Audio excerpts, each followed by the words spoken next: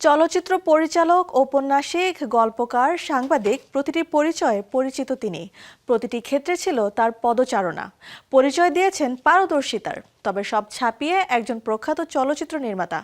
বাংলাদেশের চলচ্চিত্রে এবং জীবনস্পর্শী প্রতিবাদী সাহিত্যধারার গুণী শিল্পী জহির রায়হানের ৯১তম জন্মদিন আজ।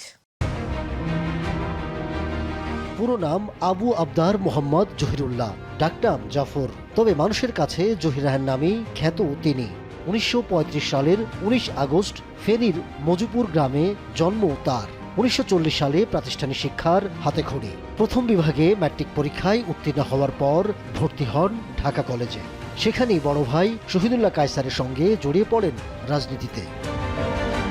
এরপর ঢাকা বিশ্ববিদ্যালয়ে বাংলা বিভাগে ভর্তি হন জহির। ছাত্রজীবনেই সাংবাদিক হিসেবে শুরু কর্মজীবন। একই সঙ্গে প্রকাশিত হয় তার প্রথম গল্পগ্রন্থ সূর্যগ্রহণ। তার রচিত কালজয়ী উপন্যাসের মধ্যে অন্যতম শেষ বিকেলের মেয়ে, হাজার বছর ধরে, আরেক ফাল্গুন, বরফ গলা নদী ও আর কতদিন। ১৯৫২ সালের ২১শে ফেব্রুয়ারি প্রথম যে ১০ জনের দলটি ১৪৪ ধারা ভেঙেছিল, জহির রায়হান তাদেরই একজন। ১৯৬৯ সালের গণঅভ্যুত্থানেও জড়িত ছিলেন তিনি। এ সময় ক্যামেরা হাতে সক্রিয় ছিলেন বিভিন্ন কর্মসূচিতে। চলচ্চিত্রেও আগ্রহ সে সময় থেকেই। ১৯৫৭ সালে পরিচালক এ.জে কারদারের সহকারী হিসাবে চলচ্চিত্র জগতে প্রবেশ করেন জহির রায়হান। ১৯৬০ সালে কখনো আসেনি সিনেমা দিয়ে পরিচালক হিসাবে আত্মপ্রকাশ তার। ১৯৬৪ সালে মুক্তি পায় পাকিস্তানের প্রথম রঙিন সিনেমা সঙ্গম। ১৯৬৫ সালে মুক্তি পায় তার প্রথম সিনেমাস্কোপ চলচ্চিত্র বাহানা। এরপর একে একে নির্মাণ করেন সোনার কাজল, কাচের দেয়াল, বেহুলা, আনোয়ারা, জীবন থেকে নেয়ার মতো কালজয়ী সিনেমা।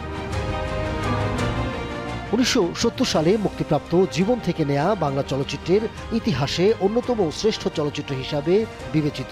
পাকিস্তানের সেনাবাহিনীর অত্যাচারকে কেন্দ্র করে তৈরি করেন প্রামাণ্যচিত্র স্টপ জেনোসাইড, যা দেখে মুগ্ধ হয়েছিলেন স্বয়ং সত্যজিৎ। সাহিত্যে অসামান্য অবদানের স্বীকৃতিস্বরূপ ১৯৭২ সালে জহির রায়হান বাংলা একাডেমি পদক লাভ করেন। ১৯৬৫ সালে কাচের দেয়াল সিনেমার জন্য পাকিস্তানের সর্বোচ্চ বেসরকারি সম্মান নিগার পুরস্কারে শ্রেষ্ঠ পরিচালক নির্বাচিত হন। ১৯৭২ সালে রাশিয়ার তাশখান্দ চলচ্চিত্র উৎসবে জীবন থেকে নেয়া ও স্টপ জেনোসাইড বিশেষ পুরস্কার লাভ করে। মাত্র ৩৭ বছরের জীবন ছিল তার। ক্ষুদ্র এই জীবনে একজন মানুষ কতটা দিতে পারেন, জহির রায়হান ছিলেন তার উজ্জ্বল দৃষ্টান্ত। ১৯৭২ সালের ৩০ জানুয়ারি বড় ভাই শহীদুল্লাহ কায়সারকে খুঁজতে গিয়ে আর ফিরে আসেননি তিনি। এমনকি পাওয়া যায়নি তার মৃতদেহ। তবে চলে গেলেও তার রেখে যাওয়া কাজে আজও তিনি গেঁথে আছেন প্রতিটি বাঙালির হৃদয়ে। Ahmed Tauquir, showbiz tonight.